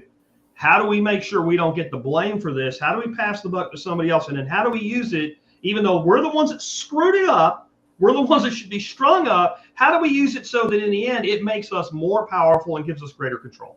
Right. And people think that's conspiracy. It ain't conspiracy. Go look at it. It's in the open. You don't have to be a genius to figure this out. And we have solutions. And some of it is, grazing animals is a huge solution. I met a gentleman in Missouri a few years ago, deer hunting. This guy, he's not even using animals yet. He's farming in strips. He's using these different rotations. And he sent his soil in to get tested. And the people that tested the soil called him up and said, "You're going to get in trouble." Because they thought he was plowing some of the leftover native prairie. And when he bought his farm and he went down to the tax office, a lady at a small town, Missouri, right? I mean, everybody knows it. She said, "Oh, you're the one that bought that farm." She laughed at him. Everybody thought he was an idiot for buying that piece of land. And he just used proper methods to restore the land. And in 10 years, he had the soil so good. And I just imagine, like I was talking, like if you were just running chicken tractors, a leader follower system through here with chickens and pigs or cattle through your strips or whatever, do you turbocharge the hell out of this? But that brings me to, go ahead. No, and that's a good point, because I want people to understand that the soil does heal itself, and it heals it quickly. And, our next conference is out in Georgia at White Oak Pastures with Will Harris, and his family owned that land for 150 years. Well, 25 years ago, he said, "I'm stopping. This is it. We're going to go back to how great grandfather did it." And he healed that land, and you need to look up White Oak Pastures. And what he's done, he's a perfect model that, hey, he went out there and healed the land. And he healed a way of basically, he saved his heritage of his family, his tradition, and everything, how you are supposed to steward the land, the animals, and your families. And so the proof of work is there. People don't need to say, "Hey, this is something new that we got to figure out." No, people are doing it, and they've been doing it for a long time. We just need to give them market access and understanding to what they're doing. And that's why me and Will got together, and we're going to have that co-branded conference. It's going to be called the Beef Initiative Food Intelligence Summit. and we're going to really bring a lot of good people into the summit, and we're going to educate, and give people a lot of insight into how it can be done. So I just wanted to make sure that people know that it is kind of daunting right now, but there's solutions, and that's what I'm about. I'm about solutions and putting it to work. So I like to educate, because the next thing in my notes here is education of the rancher. Mm-hmm. And I think a lot of times rancher and farmer get used interchangeably. Certainly Joel Salatin does that. But I remember I spoke with him back in like 2012 or something. And I remember in his talk, he said that the average farmer at that point in America was 66 years old. And it was one of our challenges because we have this aging demographic that actually knows how to do this stuff. Not enough young people want to go into it, but also we need to make these transitions. And when a dude is 66 years old and he's just trying to make it to his retirement, whatever the hell that looks like, he doesn't have time for new stuff. And I think of me, I'm in 50 and he's still like, I don't have time to learn this shit today. I just got to get this done. Right. And so how do you educate ranchers? Because we're talking about new ways in a lot of ways. Some of these guys, the idea of just even true rotational grazing is new to them. The idea of direct to consumer sales is new to them. God knows accepting Bitcoin is new to them. So how do you bridge that gap and educate those ranchers? Because we need both sides for this to work. We really do. And, in the beginning, I've never pulled off a conference. I've never, it's not what I do, but I knew that we had to get this. We had to create some type of interchange of people understanding and wanting to educate each other. And so I started off with the first conference in Kerrville, and it was about 100 people. And across the aisle, we had half of people that were either Bitcoiners or curious about Bitcoiners, and we had farmers and we had ranchers. And all of a sudden, you had this combination of education that happened at this conference. What we just did in Colorado, same thing. It was amazing to watch that the ranchers know that they need to change, or they want to educate, or they want to be educated. The Bitcoiner knows that they need to understand about, regenerative practices. They need to understand about market access and food intelligence.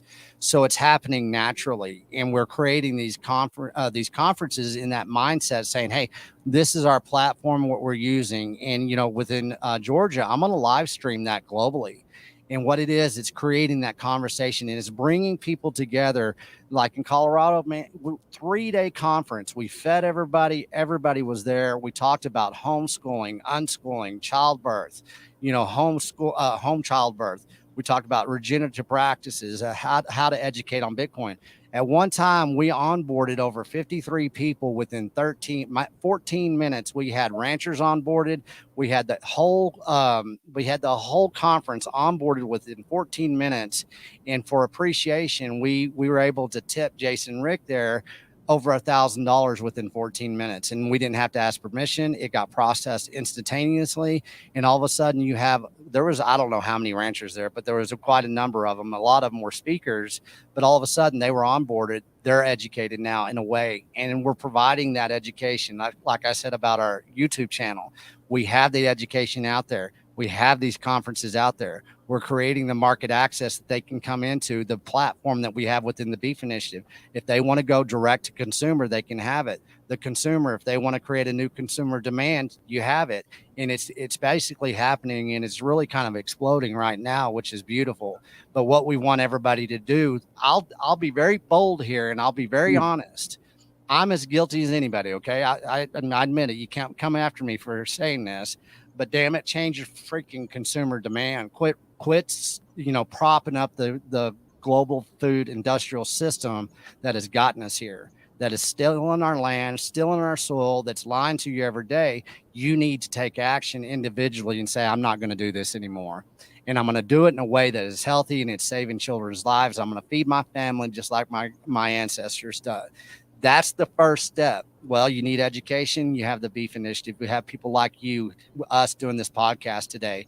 It's up to the individual to understand. You got to act locally, but you're going to broadcast globally. That's what we're doing right now. Yeah, definitely. What are your plans for the rest of the year and for 2023? What we're going to do, like the conference in Georgia, it's in Bluffton, Georgia at White Oak Pastures. It's September 16th, 17th, and 18th. Okay, there's only going to be 100 tickets sold because that's all Will can, accommodate there at White Oak Pastures at the farm. And so what we're going to do is we're going to have the same type of education. We're going to make this a global event, though. We're going to get everybody involved. And then I talked to Cole Bolton last night, and we're looking to basically have an end of the year conference down south in South Central Texas, outside of Austin, Texas. And basically what I'm going to announce it on here. I'm not going to formally announce it, but as far as the beef initiative, we're going to start in 2023 is basically we're moving forward with the Great American Health Initiative, and it's going to be led by the American rancher.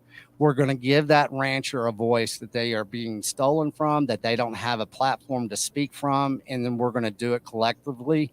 We're going to do it as a community that is forming, and we're going to change the narrative. We're going to signal out the truth, the honesty of the situation. And we're going to understand that the vertical integration back into your food supply that starts with the soil to the grass, to the cow or animal, to the producer, to the processor, to the supplier, to your fork is the same vertical integration back into human health. The same vertical integration into your food supply is the same vertical integration back into human health. It's called the Great American Health Initiative. And that's how we're going to look at 2023. I'm talking to people in Australia right now. I'm talking to people in Europe right now. South America, of course, talking to people in El Salvador. So we're going to make this basically a global signal that people can all participate and they can act locally, but we're going to broadcast globally. So we've got a lot of big things coming up. We're going to bring in more producers. We want people to be able to have access to their local producers. If they can't, well, they can come through the beef initiative and we'll take care of them. But we really, really want more people. If you're in Washington State, we want you to eat your beef that's in Washington State. But until then, we'll be able to accommodate you until we get those other producers in. I'm going up to Boise, Idaho in October. I'm going to Wyoming. I'm going back to the Appalachians out there in the South. I'm going to Georgia. I'm going to be going to Florida. I'm going all over the country. I told everybody that I'll go anywhere in the next 2 years. It's boots on the ground. I just drove about 8,000 miles in about 40 days, meeting people, shaking hands, going to Bitcoin meetups. And we now have a headquarters in Nashville. It's at Bitcoin Park, and it's the Nash Bitcoiners. They just established that. So we'll have a headquarters in Tennessee. We're going to have a headquarters in Colorado. We're going to have our national headquarters down there in Luling, Texas. And so we're just building nodes. I love that you used that earlier. We're building nodes because that's what we need. And we're going to build the crap out of these nodes, and we're going to empower our communities again, just like our grandparents did. See, and there's an old saying, I don't remember who said it first, but sovereignty is not granted, it must be taken. It has to be. And that's what we have to do here. If you want food sovereignty, you have to take it. If you want health sovereignty, you have to take it. If you want knowledge sovereignty, you have to claim it, you have to take it, and you have to defend it. Yeah. And what I love about Bitcoin is it's like one of the indestructible superheroes. That's the scariest one. Like, no matter what sexy power you have, if you can't kill me, if you can't hurt me, then it's a matter of time before I get you, right? Mm-hmm. And that's what Bitcoin is. It's indestructible, and it's decentralized nature that makes it indestructible. I mean, if you think about the FUD, the attacks, everything that has happened, and Bitcoin's sitting at around 20 grand right now in the middle of like a recession, whether they want to call it that or not, it's pretty impressive. It's China banned it like 80 times before they banned it for real, and everybody just moved to Texas and Wyoming, right? I mean, like you can't stop this, and that's what you're trying to build. Now, you talked about traveling around. I heard scuttlebutt. You're going to be in my backyard in August. Yes, I am. There's a brew pub or something over there in Fort Worth, right? Yeah. I think I'm heading that way. Yeah. So I want people to know about this. If you are near Fort Worth, let me get this up on the screen. I wanted to make sure before I said it. Thanks for checking. Verifying. But always verify. And I will be in the same place. It might cause some sort of disturbance in the force or something. But I think it's the 9th. And let me check. The guys were talking about it on Telegram, and he said the latest one's not been made public yet, but they're about to do so. It is August 9th, Pogue Mahone's Irish Pub. And so that's the place that's going to be at. And if you want to sign up for that meetup And I just had one with them at a really cool, it was like a speakeasy bookstore. It was really a bar, but it looked like a bookstore called Thompson's this month. Great group of people. Come out and meet us. And if you're not near Fort Worth, find one of these meetups. Yeah. You know, and I'll make sure that there's a link to this one, but just go to meetup.com. And to me, it's amazing what happens when people connect and then realize how much in common they really have. Like, it's a very motley crew, all of these things, but yet there is a commonality in it. And I know people are pretty excited about you being there. Man, it's so true. And that's what I found on, going across, I think I did 9 to 10 meetups when I was on the road. And, I found out one thing, that I could walk into any of those meetups and it was a family reunion in a good way, not a bad family reunion, but there's a commonality there that it's not political, man. It's not about culture. It's not about race. It's really just about a yearning to be self-empowered again. And so once you can get that base layer of understanding, the conversations flow, the relationships happen. In the conferences that we've been having, and it's amazing to watch the type of people that you have. An old rancher that's 70 years old that, is tired of the manipulation and the corruption, talking to a young guy that's 20 years old that, is a programmer, is a software engineer, and they're talking the same language. That's hard to do. That is hard to pull off. But, as far as that is concerned, I've been telling everybody at these meetups, especially the Bitcoin meetups, what we're doing in Tennessee is we're going to go out there and find one rancher, and we're going to ask him to come to a meetup. So say, would you educate us as a group? We're not even going to talk about Bitcoin. We're going to let the ranchers have a voice and let them educate us, and let them tell us about the corruption they're up against, what their pain points are, and what type of market access to their product that they can give to us. Once we've established these relationships in these meetups, and then what do you know? The rancher is empowered now. He knows he has a consumer demand that's coming his way that he can rely on. That's why these meetups are so important. Start getting your local producers. Don't talk money. Don't talk anything. Let them educate you. Let the conversation lead into Bitcoin. It always does. Yeah. You don't have. We're not used car salesmen, man. This is a time to educate and let the people that truly want to feed you, that live and breathe because they have a passion for feeding you. Let them have a voice first. And then we'll go into the money and all that kind of crap. Let's create that new market access of understanding. That's the smartest thing that we can do at these meetups. And these meetups are really starting to get a lot of leverage behind them as far they're very valuable. I see that they have some legs on them, and you're going to start seeing a lot of people start attending even more.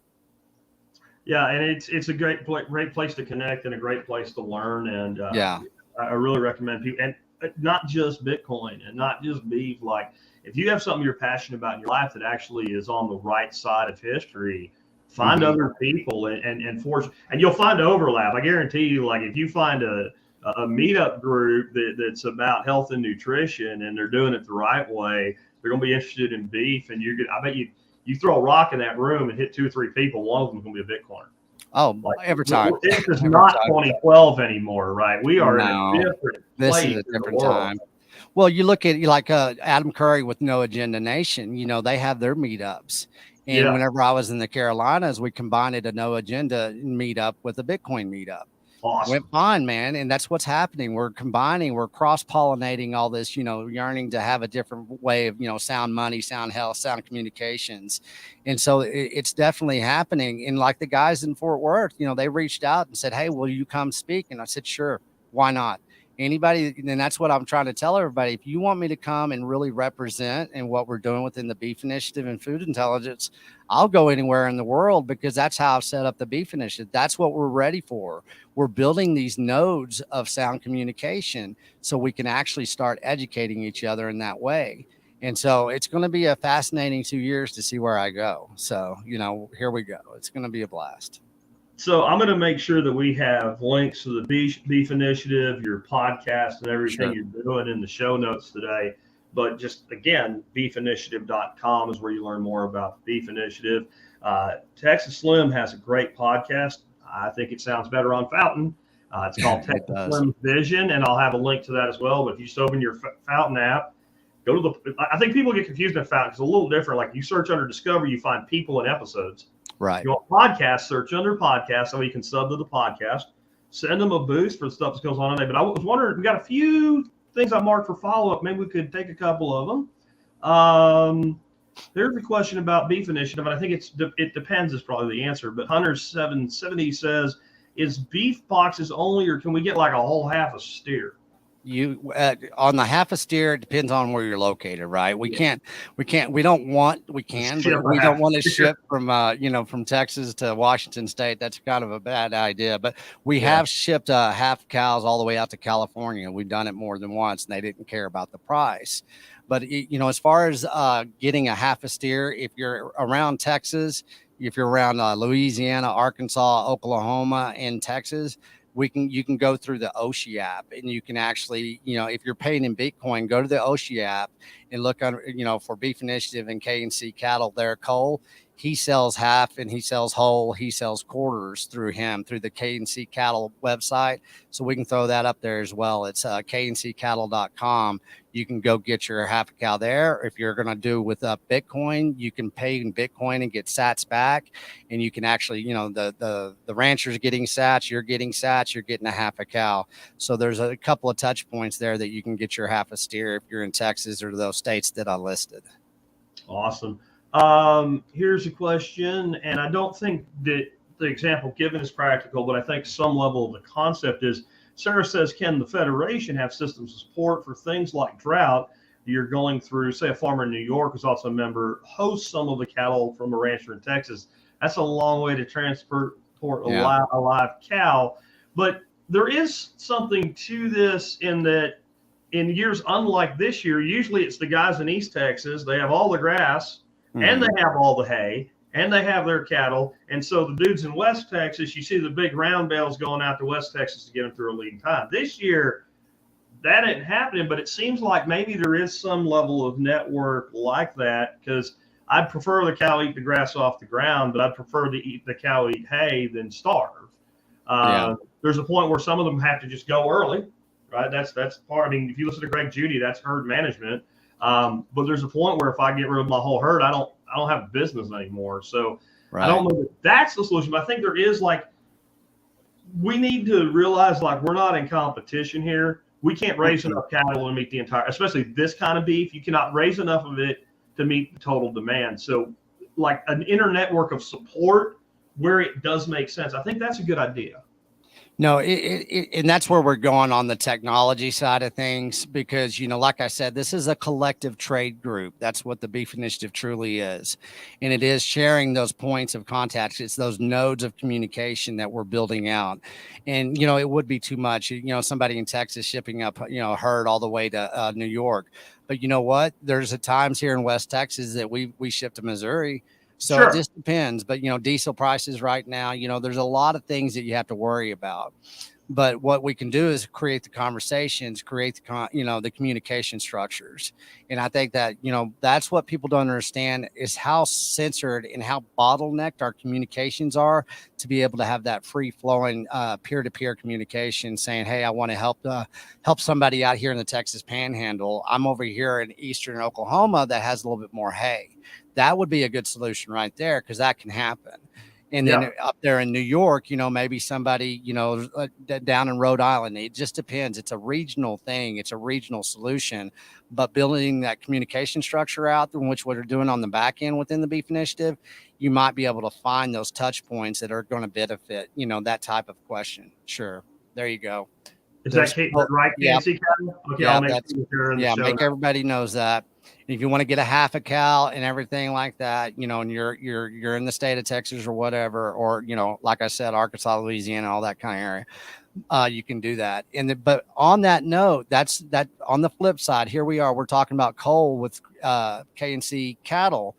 This is what's so important for the producers or somebody that's already getting their half cows from a producer. Let's get them into the Beef Initiative so they can have market access. Just put them in there. There's no permissions. We're not certified. If you know what your certification is going up to a rancher and shaking his hand and him wanting to tell you about it. Give him a phone call, and he wants to talk about. We don't need all these certifications anymore. The more marketing and labeling that you have on a package of food is the more the deception is involved. I eat food that doesn't have any writing on it. That's what I like to tell everybody, because I know where it came from, because I have a relationship, because, you know, I built that relationship with that person. And that's what we have to do, is we have to, you know, change our perspective on, you know, what is a true certification. A true certification is a relationship. Awesome, man. So you mentioned we have 40 harvests left in us. Where does that number come from? I've heard a lot of scary shit. I haven't heard that particular number. The people that told me that number are, you know, come from, you know, people like, you know, Weston A. Price. You know, there's a lot of these people that have been doing these studies for a long time. And, you know, it is, you know, let's say it's, you know, 40, 50, it's yeah, minimal. I was going to say, what if it's off by a factor of 100 and you have 40, 80 harvests? Well, you're still at only 40 years. It's 2 harvests a year. Yeah. How many thousands of years do we have millions and millions of buffalo and bison on this land, and they stewarded the land, and it was an oasis of soil whenever we got here, and how we destroyed it. You can argue semantics, but you can't deny the fact that the damn soil is dead. And every year that they change the genetics of the seed, they genetically modify the seed, and they modify the chemicals in which it takes to grow that whatever seed that is.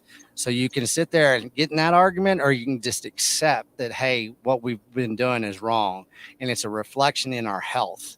You look at those 10,000 cattle that died in Kansas that I brought up earlier. Okay, what they were fat cattle. That's what they're supposed to be. Everybody did their job. They followed the protocols. They got them fat, right? Well, you had that heat wave that came through. Those cattle were basically one step away from the kill barn anyways, right? Yeah. Well, what happened? A heat wave came through, and those cattle, you know, cattle don't sweat. And so they got overheated over a period of time, 24 to 36 hours. It was very extremely hot in Kansas. It was a kind of a, you know, a fluke heat wave that came through. Well, guess what? They dropped dead, because the fat cattle that's fed that type of grain, which everybody, no bad ranchers here, nothing nefarious. They're doing what they have to do to steward the animal into where they can make a living.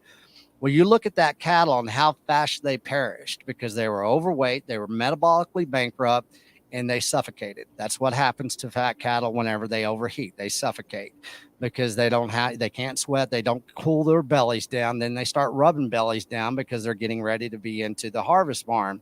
Well, you look at our society. If you don't think those cattle are a reflection of where we are as society, it's the same damn thing, man. And people don't want to admit that. And it's not a judgment. Once again, this is where we are. And so if you really want to understand where we get our strength and our power as far as who we are as nutritional value, it comes from the soil. It doesn't come from these chemical companies across the world. It doesn't come from the marketing plans. It doesn't come from the government apparatuses that control our market access for our money and our food. And so if we can understand that it's that simple to understand, then, you know, we can move forward. I'm so glad you said that, because, you know, with my audience being in the prepper space, I have a lot of the government killed them all, man. I'm like, well, it depends on how you mean it. If you mean like creating a system where we take a cow during the last 6 miserable weeks of his life and stuff corn into it, then yes. But I mean, I had friends that are small little homesteads and stuff that had, you know, sheep panting during that. I was up in Tennessee for an event during that episode, and there were just the one girl sheep. I was surprised she didn't lose any, because they looked like dogs. Yeah. Panting. And these were hair sheep, so they'd kicked off the fleece. So yeah, it's just stuff like that happens, but it's much worse when the animal's obese and overweight. And I guess one thing about beef we can finish up with is people don't understand, like, all cows are grass fed, but not all cows are exclusively grass-fed. If you tried to feed a cow from the time it was weaned till the time you harvest it, the way we feed them at the end and finish them, you'll kill the cow. The cow cannot live on the grain that they finished the cow on. You're starting the process of killing the cow when you do that. And if you probably did it for another 3 or 4 weeks, that cow's going to drop over and die. 100%. It's called fat gain, and that's what they do. They do it in the last sequence of the cow's life. And they get as much fat on that cow as they can, and it's engineered. Yep. And so that's how it's done. But yeah, all cattle start off on grass. I call it the Brazilian cattle drive, and this is kind of, out there. It's a generalization, though. Yeah. If you can kind of picture it, it's a Brazilian cattle drive, and this is what people don't understand that's going on in the beef industry right now. That cow starts off in really nice grass in Brazil, but then it migrates up into Mexico. It's basically fed grains that, it can be fed in Mexico and everything like that. So that cow becomes a fat cow. The fat gang gets big, goes across the border. It gets harvested in the United States. It gets the USDA stamp saying this is USDA prime, but all it did is it got harvested in the United States, and then it ends up in the supermarkets. Okay, then you have great quality beef, because we still grow the best beef in the world in the United States of America, and that's what everybody needs to understand.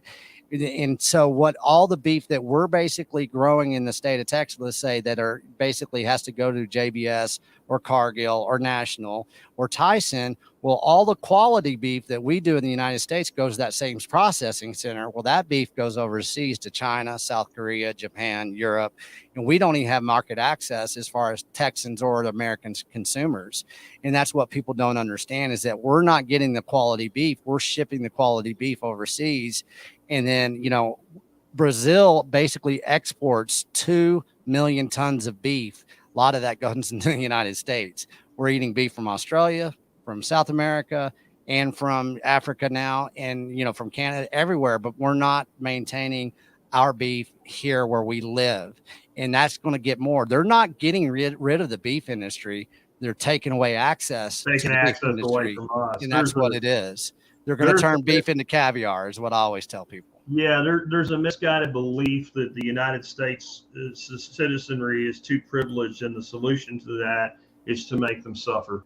Yeah. And that the rest of the world should benefit at our expense. And I know that sounds conspiratorial, but again, just take a deeper look. One more question, we'll let you go there. Lily Farms Food, who's the person that sent the great big boost that I sent over to you, says, what are the dates for the White Oak Pastures Conference? Yes, it's September 16th, 17th, and 18th. That's a Friday, Saturday, and Sunday in Bluffton, Georgia. And we'll be releasing that August 1st, I think, is the first day that we release the ticket sales. And that will be, we'll release that through, of course, the Beef Initiative website. We'll release it to our Twitter handle, which is @Beef Initiative. And then, of course, Modern T-Man is mine. I think I have it up on the screen somewhere, but it's @Modern T-Man. And so it's coming. We're finalizing everything. We've got some great speakers. The headline speaker, one of the headline speakers is Will Harris himself. He's going to introduce the conference out, and he'll close the conference. We'll have farm tours. We're going to have an educational series of everything I kind of told you about, from regenerative practices to homeschooling it's all about the family. It's all about nutrition. It's about the kids. It's about our future. It's about sound money, sound health, sound communications for a sound future. We don't have to play the game anymore. We don't have to ask for permission, and we're doing it just as good as anybody that's ever doing it. And this is time. It's kind of a small renaissance, and it's going to be a wonderful summit. And we want everybody to participate, because it's a hell of a lifestyle change, that it's not a hard shift. It's actually something that you really get into. You've experienced it in certain ways, and that's what's really cool. What I decided on the road is that I've created a Texas Slim media channel now. I am a media company as well. And we have a new handle that we just released, and it's @TX Slim Media on Twitter. And today we release our first episode. So go follow us there. We'll be doing one episode a week. And it's kind of like, I don't really respect NPR, but they have quality production on some of their audio blogs that they do, where we're going to bring a very sophisticated production, sound engineering to it. And we're going to hear from the people themselves, the ranchers themselves, to where people can really understand what's going on, instead of all this bullshit centralized media that's going on. Well, dude, this was a fantastic discussion. I look forward to meeting you on the 9th of August again. Come out to Fort Bitcoin Meetup. Mm-hmm. Have some good drinks and meet some good people, and shake both of our hands. I'm going to be on your show in the very near future, so that'll be up and coming, and you get to switch the microphones around for that. That should be fun. And man, I appreciate it. Again, I will have links to everything that you sent me and everything that you mentioned in the show notes today. The audio version will go out, and the webpage and all that stuff will be up for all of the resources about 1 hour from right now. Sometimes people see it in the notes below and they click it and say it doesn't work. We're not done yet, but it will be soon. Exactly. It will be soon. It's true.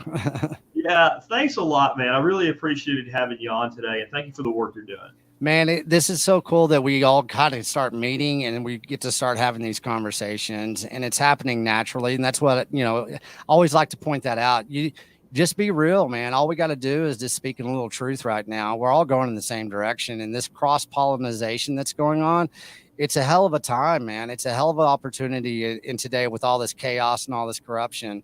There are some good things happening, and I'm very happy to be able to share that with you. And like I said before, everybody, let's have these conversations. Let's develop some relationships. And so I look forward to having you on the podcast, and we'll cross pollinate and we'll continue the conversation. Absolutely. Again, thanks for being with us today, Tex. I appreciate you, bud.